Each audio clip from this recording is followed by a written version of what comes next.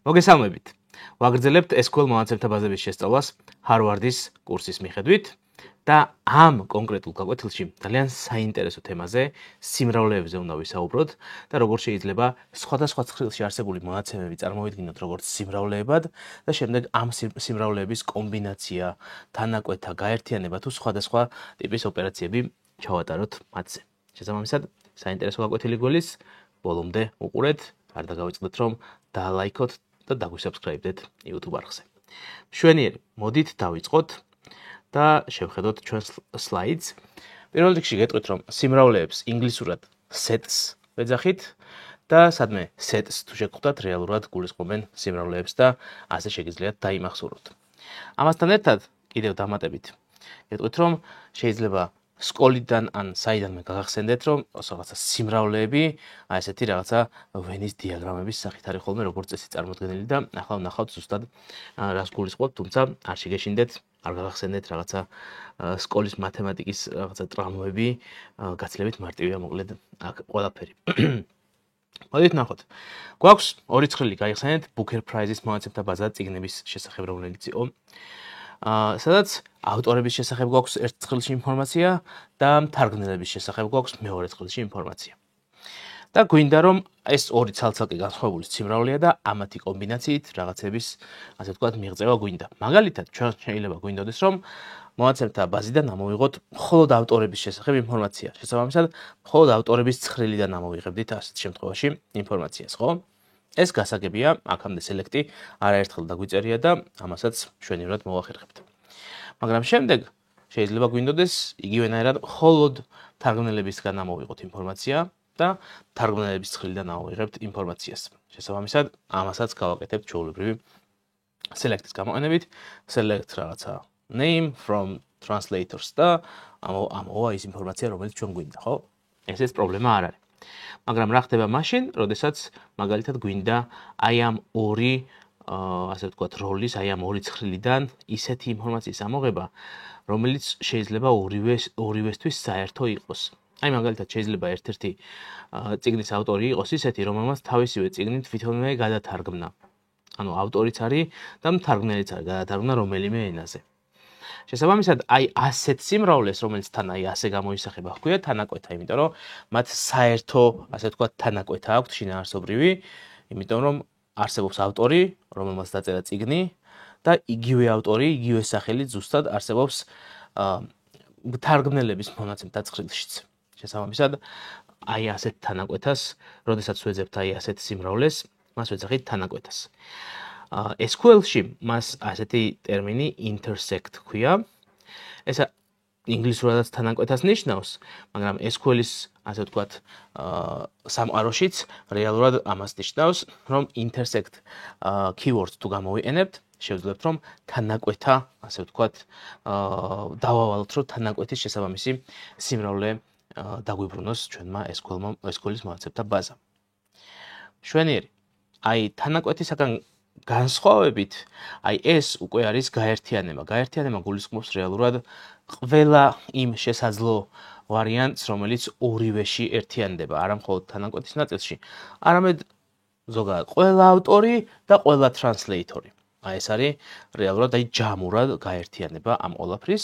ინგლისურად union ქვია და ასევე SQL-შიც union keyword-ი გამოიყენება იმისათვის, რომ ჯერ რაღაც შეიძლება დავწეროთ ერთი ცალი სელექტი, დავწეროთ მეორე სელექტი და შუაში უნდა ჩავუწეროთ union-ი, ამით ვეუბნებით, რომ აი ამ სელექტით ამოღებული ინფორმაცია გამიერთიანი ამ სელექტით ამოღებულ ინფორმაციასთან, შუაში union-ი წერია და ამის შედეგად ვიღებთ ერთ სიას, სადაც ავტორებიც იქნებიან და მთარგმნელებიც აი ამ შემთხვევაში. მშვენიერი. მაგრამ რა ხდება მაშინ, როდესაც მაგალითად გვინდა მხოლოდ ავტორები და არა უბრალოდ მხოლოდ ავტორები, არამედ ისეთი ავტორები, რომლებიც მთარგმნელებიც არასოდეს ყოფილან. ანუ თანაკვეთაშიც არ უნდა ხვდებოდნენ აი ასეთი ავტორები გვინდა. ანუ ავტორების სიიდან უნდა გამოვცხრილოთ ვინმე თუ არის მთარგმნელის თანავტორი და მთარგმნელის ეგეთები უნდა გამოვცხრილოთ და მხოლოდ მარტო ავტორები ვინც არიან, ისინი უნდა დავტოვოთ. აი ასეთ შემთხვევაში ვიყენებთ except keywords. except ანუ გარდა რაღაც კონკრეტული ავტორები, ოღონდ ყველა ის ავტორი, რომელიც არ არის თარგმნელი. ავტორები თარგმნელების გარდა. ასე შეგვიძლია წარმოვიდგინოთ და შესაბამისად აი ეს არის ეს except keyword-ის გამოყენების შესაძლებლობას გვაძლევს SQL-ი აი ამ ყველაფრისთვის. იგივენაირად translator-ის შემთხვევაშიც აქაც except-ი შეგვიძლია გამოვიყენოთ თარგმნელები ავტორების გარდა. აქაც რეალურად იგივე ასე ვთქვათ ლოგიკაა. შვენიერი. და საბოლოოდ გვაქვს აი ასეთი სიმრავლე კიდევ, რომელიც გულისხმობს, რომ ისეთი, ასე ვთქვათ, სიმრავლე გვინდა, რომლებიც მხოლოდ ავტორები არიან, ან მხოლოდ ტრანსლეიტორები, მაგრამ თანაკვეთა არა. ანუ აქ ამ სიმრავლიდან ამოვარდნელი იქნება ისეთი ავტორი და ტრანსლეიტორი, რომელიც თან ავტორიც არის და თან ტრანსლეიტორიც და დანარჩენი მარტო ავტორი თუ არის, ეგეთების სია გვექნება და მარტო ტრანსლეიტორი თუ არის, ეგეთების სიაც გვექნება. შვენიერი. მოდით ახლა ვნახოთ ეს ყველაფერი პრაქტიკაში როგორ გამოიყურება. დავიწყოთ, გადავახვიოთ უკან ჩვენი სლაიდები და აი აქედან დავიწყოთ აი ეს ასე ვთქვათ თანაკვეთა ვნახოთ როგორ შეგვიძლია ავაწყოთ intersect-ის გამოყენებით და ვნახოთ ერთი როგორ გამოიყურება ეს ყველაფერი. შეგახსენებთ, რომ ვუბრუნდებით long list DB-ს წიგნების მონაცემთა ბაზას. შესაბამისად SQLite 3-ით გავხსნით long list DB-ს. შვენიერი, გავხსენით და აქ უკვე ჩვენი პირველი select-ის წერა შეგვიძლია დავიწყოთ. select. მოდი ამოვიღოთ თარგმნელები ჯერ მონაცემთა ბაზიდან name from translators. აი ესე. Okay. გავუშვათ. Okay, თარგმნელები გვაქვს. კაი, შვენიერი. ახლა მოდით იგივენაირი select-ი დავწეროთ ავტორებისთვისაც, ავტორების ცხრილისთვის. authors. გავუშვათ ესეც. Okay, ავტორებიც გვაქვს. ეხლა რა გვინდა? ეხლა გვინდა ავტორებისა და ტრანსლეიტორების თანაკვეთა. Okay, მოდით ახლა ვნახოთ ეს როგორ შეიძლება ამას მივაღწიოთ. ვნახოთ. ანუ პირველ რიგში გავიმეორებ ისევ იგივე select-ს, ანუ ტრანსლეიტორების select-ს, ოღონდ აქ წერტილმძიმეს წაუშვი, იმიტომ რომ ეხლა უნდა განვავრცოთ ჩვენი select-ი, უფრო დიდი უნდა გახდეს, ანუ რეალურად ახალი query უნდა დავწეროთ, რომელშიც ორივე select-ი იღებს მონაწილეობას და მათ შორის intersect ტერმინი არის გამოყენებული, რომ SQL-ის მონაცემთა ბაზამ თანაკვეთა გვიპოვოს ამ ორი სიმრავლის და თანაკვეთა სიმრავლე რაც არის, ის თანაკვეთა სიმრავლე დაგვიბრუნოს. ამიტომ რეალურად აქ წერტილმძიმე წაუშალე, translator-დან ამოვიღე და intersect აი ესე ასეთ ერთ უბრალოდ ტერმინს ვწერთ, მეტი არაფერი და შემდეგ ისევ select-ი, ოღონდ ამ შემთხვევაში შეგვიძლია ავტორების ცხრილი გავაკეთოთ. ანუ ამოიღე სახელები translator-ის ცხრილიდან, ამოიღე სახელები ავტორების ცხრილიდან და იპოვე თანაკვეთა.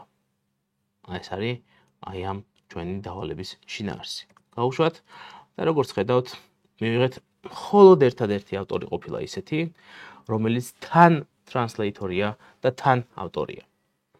შესაბამისად, აი ეს არის მისი სახელი. ძალიან კარგი. მოდით ახლა ვნახოთ, როგორ გამოიყურება union-ის შესაბამისი, აი ამის შესაბამისი query და ვნახოთ პრაქტიკაში რანაირად შეიძლება ავაწყოთ union. რეალურად ჩვენ შეგვიძლია გავიმეოროთ ეს ყველაფერი, აი აქ მაგალითად translator-ების, ასე ვთქვათ, select-ი დავწეროთ.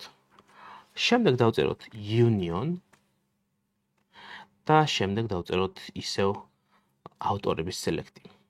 ანუ გაერთიანება გავაკეთოთ. აი ყველა, აბსოლუტურად ყველა ამ ორი სიმრავლის ყველა წევრი, ასე ვთქვათ, უნდა მოხდეს ამ საერთო სიაში. ანუ თან ავტორებიც, ტრანსლეიტორებიც, აი თან ავტორები და თან არა. თუ ავტორია ამ სიაში მოხდება, თუ ტრანსლეიტორი ამ სიაში მოხდება, ტრანსლეიტორი და ავტორიც თუა ესეც მოხდება. Okay, გავუშვათ. და როგორც ხედავთ, ახლა უკვე გაცილებით გრძელი სია, იმიტომ რომ ავტორებიც არიან აქ და ტრანსლეიტორებიც ერთად. შვენიერი, მაგრამ რეალურად ეს აი ეს კონკრეტული მაგალითი არ გვაძლევს იმის საშუალებას, რომ უფრო თვალსაჩინოდ დავინახოთ, ვინ არის ავტორი, ვინ არის ტრანსლეიტორი და ასე შემდეგ.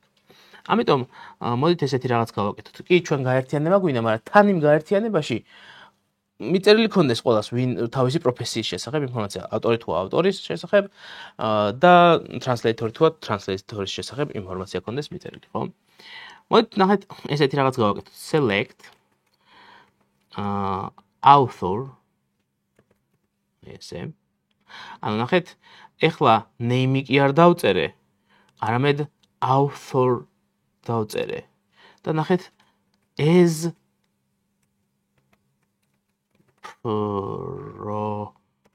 profession.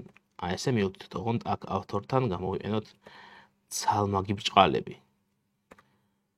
ნახეთ, რატო გამოვიყენე ცალმაგი ბრჭყალები ავტორთან და რატო გამოვიყენე ორმაგი ბრჭყალები profession-თან. ამას დააგვირდით.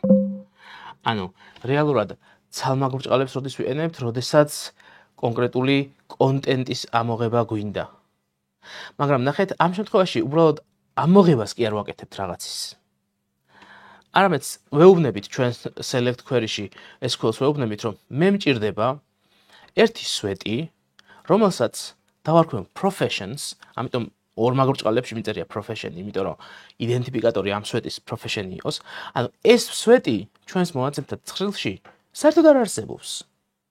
ეს ეხლა უკვე ესე higher-ზე ვიგონებ ამ სვეტს. Profession სვეტი მინდა, რომელშიც შიგნით კონტენტის სახით ეწერება author. მოდით ნახოთ ეს რას ნიშნავს. მაგრამ კიდევ ასევე მინდა name-ის ამოღებაც მინდა SQL მონაცემთა ცხრილიდან. Name არსებობს, name-ის ამოგვიღებს. აი ეს არ არსებობს, author არ არსებობს, profession-იც არ არსებობს. შესაბამისად, ეს რას ნიშნავს? ეხლა უნდა გავარკვიოთ. მაგრამ ნახეთ, აქ ვეუბნები ესეთ რაღაცას. From authors. ანუ ნახეთ, რეალურად ვეუბნები, რომ ავტორების ცხრილიდან ამომიღე ყველა ავტორის სახელი და თითოეულ მათგანს, აი თითოეულ ავტორს, რომელსაც ავტორების ცხრილიდან ამოიღებ, ასევე დაუმატე ერთი სვეტი profession-ი, რომლის კონტენტიც, რომლის შიგთავსიც, ამ profession-ის სვეტის შიგთავსიც ყოველთვის იქნება სიტყვა author. სიტყვა author ამ ცხრილში ნახსენები არ არის, profession-ი ნახსენები არ არის, ეს უბრალოდ გამოვიგონე. რეალურად name-ი არის ამ ცხრილში, რადგან name-ის მარცხნივ წერია აი ეს author-ი როგორც პროფესია, author კონტენტი ჩამიდე პროფესიის სვეტში, შესაბამისად ჩვენ მივიღებთ, ნახეთ, აი ასეთ საინტერესო შედეგს. რომ აი ამ select-ის შედეგად ამოღებულ name-ებს დამატებით ერთი ცალი profession სვეტი დაემატება, რომელშიც ავტომატურად ჩაიწერება author-ი. ახლა ნახეთ, რადგან ამის გაკეთება შეგვიძლია, იგივეს გაკეთება ხო შეგვიძლია translators ცხრილის შემთხვევაშიც. ანუ მაგალითად, იმის მაგივრად რომ აქ ჩავწეროთ ავტორის მაგივრად აქ ჩავწეროთ translator-ი და translator-ი იყოს ახლა პროფესია იმ ადამიანისთვის, იმ სახელისთვის, რომელიც ამ შემთხვევაში ავტორების ცხრილიდან კი არ იქნება წამოსული ჩვენთვის, არამედ იქნება from translators. Okay? შესაბამისად, აი ასეთ select-ს დავწერთ, მივიღებთ ზუსტად იგივეს, ოღონდ translator-ების შემთხვევაში. აქ ავტორების შემთხვევაში გქონდა იგივე, აქ translator-ების. და ახლა ეს ორი რაღაც გავაერთიანოთ. იმის მიუხედავად, რომ ერთი translator-ია და მეორე, ასე ვთქვათ, ავტორი, არ არის პრობლემა, ხო? ამ ორი სიმრავლის გაერთიანება მოსულა. გაერთიანება საერთოდ არ არის პრეტენზიული, ასე ვთქვათ, ოპერაცია. გაერთიანება ნიშნავს, რომ ყველაფერი ერთად. მაგრამ თავარი მუღამი ნახეთ რა არის?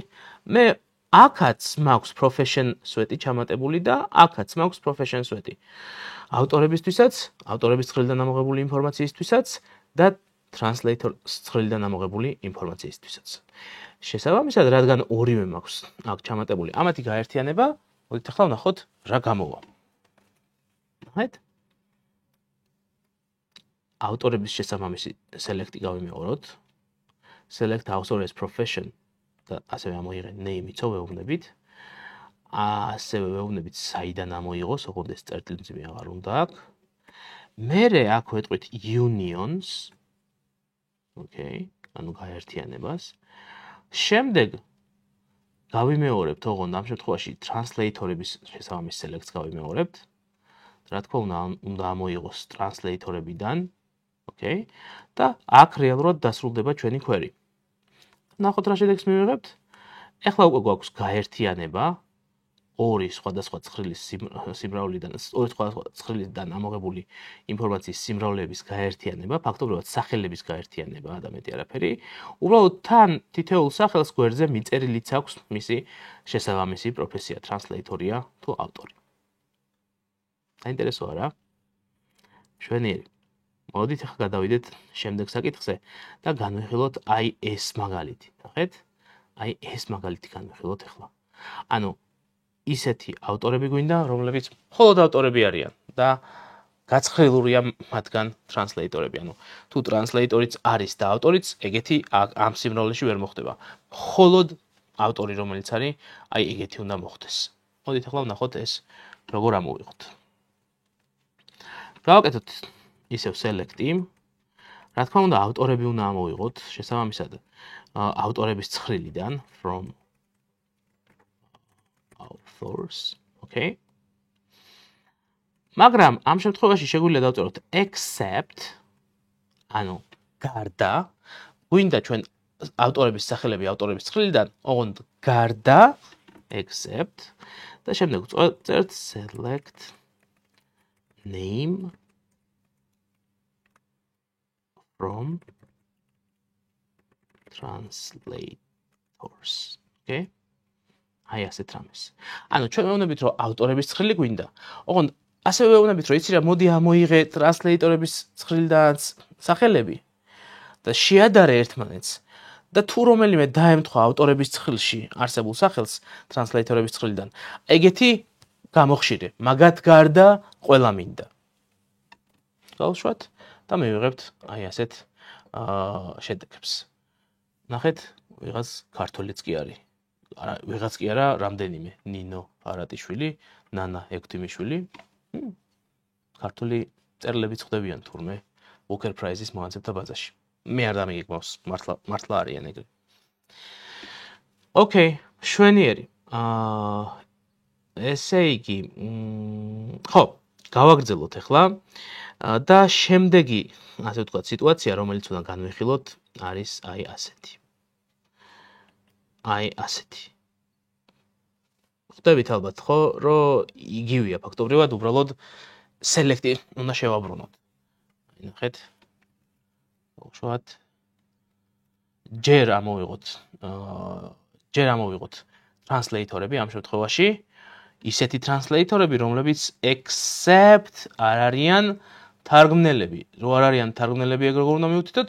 მივუთითოთ თარგმნელების სიაც და უთხრათ, რომ შეადაროს თარგმნელების სიას და რომელიც დაემთხვევა უпростоოდ ავტორების სიაც და უთხრათ, რომ შეადაროს ავტორების სიასაც, რომელიც თარგმნელი ავტორიც აღმოჩნდება, ეგეთი გამოაკლოს ტრანსლეიტორების სიიდან. მივიღებთ ესეთ სიას. შვენიერი. ეს რო განსხვავებული სია, შეგვიძლია ნახოთ, რომ აქ ადანია შიბლი ვიღაცა და აქ მაგალითად ადრიან ნათან ვესტი. ანუ იმიტომ რომ ეს ტრანსლეიტორებია და ეს ავტორებია. Okay? შვენიერი. როგორი გავაკეთოთ, იცით? ისეთი ვერსია გავაკეთოთ, როგორც იქნება თარგმნელები ავიღოთ. ორი ცალი მთარგმნელი ავიღოთ მაგალითად და ვნახოთ, ხომ არ არსებობს წიგნი, რომელიც ამ ორმა მთარგმნელმა ერთდროულად გადათარგმნა. ანუ ერთი წიგნის თარგმნაში ორივემ რომ მიიღო მონაწილეობა, აი ასეთი მთარგმნელი ხო, ასეთი წიგნი ვიპოვოთ. ორი მთარგმნელი ავიღოთ, მაგალითად Sophie Hughes, ერთი არის ეგეთი, ამ მთარგმნელებში ვიპოვით. და მეორე არის Margaret Jewel Costa. აი ეს ორი თარგმნელი ავიღოთ და ნახოთ, ხომ არ არის ვიპოვოთ წიგნი, რომელიც შეიძლება ორივეს გადაეთარგმნა. არ ვიცით რომელი წიგნია, მაგრამ ვეცადოთ რომ ვიპოვოთ, ხო? კარგით, აბა მოდით ვნახოთ ახლა ეს ვერსია როგორ გამოვა. Select წიგნის პოვნა მინდა, ამიტომ წიგნის პოვნის ყველაზე კარგი გზა ჯერ წიგნის ID ვიპოვოთ. Book ID. საიდან უნდა მოვიტანოთ ახლა book ID? უნდა ამოვიღოთ რეალურად translated ცხრილიდან. Translated ცხრილი. შეგახსენებთ, რომ translated ცხრილი ისეთი ცხრილია, სადაც ნათარგმნი წიგნების შესახებ არის ინფორმაცია შენახული, ანუ შეიძლება შენახული იყოს წიგნის ID და მთარგმნელის ID, რომ მივხვდეთ, რომ რომელი წიგნი რომელმა მთარგმნელმა გადათარგმნა, ხო? შესაბამისად, select book ID translated, ანუ გადათარგმნილი წიგნებიდან ამოვიღოთ წიგნის ID, მაგრამ ნახეთ ახლა აქ დააკვირდით, ეს არის ძალიან მნიშვნელოვანი. Where translator ID არის უდრის და აქ უკვე subquery-ს დაწერა დამჭირდება. Subquery გახსოვთ ალბათ წინა გაკვეთილებიდან და სადაც translator ID არის და რა არის ახლა translator ID, ეს უნდა გავარკვიოთ. Translator ID რო გავიგოთ, ანუ ჩვენ გითხარით, რომ Sophie Hughes არის ერთ-ერთი ავტორი, ერთ-ერთი translator-ი უпростоრად, რომლის მიერ თარგმნილი წიგნებიც გვინდა. ამიტომ ახლა მე ვეძებ ისეთი წიგნების ID-ს, რომლის თარგმნელიც Sophie Hughes-ია. ანუ მე უნდა ახლა გავიგო Sophie Hughes-ის translator ID რა არის. და ამისათვის რომ ეს გავიგო, უნდა ამოვიღო select ID from translated, აი ესე. და უпростоრად translated არა, translators. ანუ თარგმნების ცხრილიდან უნდა ამოვიღო ID, ოღონდ ისეთი ID, სადაც where name, I'm თარგმნელის name არის Sophie Hughes. იმედია სწორად წერ Sophie-ს სახელს. და ასე გავიგებთ რეალურად, ნახეთ, გავიგებთ ყველა იმ წიგნის ID-ს, რომელიც Sophie Hughes გადაუთარგმნია. რატო? რეალურად ჩვენ გვინდა წიგნის ID-ები translated ცხრილიდან, სადაც translator-ის ID, ანუ თარგმნელის ID არის რაღაცა და ეს რაღაცა გამოითვლება აი ამ მეორე ქვე select-ის subquery-ს გამოყენებით, რომელიც აი ასე გამოიყურება, ვიღებთ ID-ს translator-ებიდან ისეთს, რომლის სახელიც, ისეთ translator-ის ID გვაინტერესებს, რომლის სახელიც არის Sophie Hughes, ესეთი სავარაუდოდ ერთი იქნება. შესაბამისად ამოვიღებთ ამ ერთ ცალს, ეს ერთი ცალი აი ამ translator ID-ში იქნება გამოყენებული და მივიღებთ book ID-ს. ნახოთ აბა, შვენიერი როგორც ჩანს, 4 წიგნის თარგმნაში აქვს მიღებული ჩვენს Sophie Hughes. მოდით ახლა იგივე გავიმეოროთ მეორე თარჯიმნისთვისაც და ვნახოთ მეორე თარჯიმანს რომელი წიგნები აქვს, რომელი წიგნების თარგმანში აქვს მიღებული მონაწილეობა. ამისათვის სიმარტივისთვის უბრალოდ ავდგები და წინასწარ გამზადებულ აი ჩემ query-ს გადმოვაკოპირებ, ზუსტად იგივეა, აი paste ვთქვათ, ზუსტად იგივეა, განსხვავება უბრალოდ არის აი ეს ნაწილი, Margaret Jewel Costa. Okay? და აი ამას გავუშვებ და აღმოვაჩენთ, რომ ერთი აქვს რეალურად ერთი წიგნი აქვს გადათარგმნილი Margaret Jewel Costa-ს. წინა select-ი რო გავიმეოროთ, Sophie Hughes რომელში აქვს მონაწილეობა მიღებული. აღმოვაჩენთ, რომ 4 სხვადასხვა იმაში აქვს მიღებული აი ამეებში და ერთ-ერთი 50 ნამდვილად არის. ანუ ჩვენ select-ი ახლა ისეთი არ დაგვიწერია, რომელიც 50, ანუ ამ ორივეს, ასე ვთქვათ, კვეთაზე რა ხდება, ამას გვაჩვენებდა, მაგრამ ესე ერთი შეხედვით შეგვიძლია დავასკვნათ, რომ სავარაუდოდ 50 იქნება ის, რომელ ასე ვთქვათ, იმაზეც გავალთ. მაგრამ მოდით ახლა ვნახოთ, რომელ შედეგზეც გავალთ, მაგრამ მოდით ახლა ვნახოთ ეს ყველაფერი კიდევ ერთხელ თავიდან. რეალურად მოდით ისევ ავიღოთ Sophie Hughes შესაბამისი ნათარგმნი წიგნების სიის შესაბამისი select-ი. აი ესე. Don't ask me again. აი ესე. შვენიერი და ოღონდ აქ კი არ დავამთავროთ ეს select-ი, არამედ intersect. აი ესეთი რაღაც ჩავწეროთ და შემდეგ უკვე Margaret Jewel Costa-ს შესაბამისი სელექტი ავიღოთ და როგორც ხედავთ, მივიღეთ აი ასეთი შედეგი. შვენიერი. ამ ასე ვთქვათ შედეგით ვასრულებთ ჩვენს ამ გაკვეთილს სიმრავლეების შესახებ. რა თქმა უნდა, ამ book-id-ით შეგვიძლია მე კონკრეტული book-იც, ანუ წიგნიც ვიპოვოთ, მაგრამ ამ შემთხვევაში ეს არ იყო ჩვენი ასე ვთქვათ ამოცანა, ჩვენ თავარი იყო წიგნის ID ვიპოვეთ. ეხლა უკვე წიგნის ID თუ გვაქვს, მე სხვა ცხრილებიდან ამ წიგნის ID-ს გამოყენებით ბევრი რამის გაგება შეიძლება. მაგრამ თავარია ვიპოვეთ ორი სხვადასხვა ავტორის შესაბამისი ისეთი წიგნი, რომელშიც ორივეს აქვს თარგმნაში, ასე ვთქვათ, მონაწილეობა მიღებული. შვენიერი. კარგი მაგალითი იყო ესეც და შევხვდებით შემდეგ გაკვეთილში. დროებით.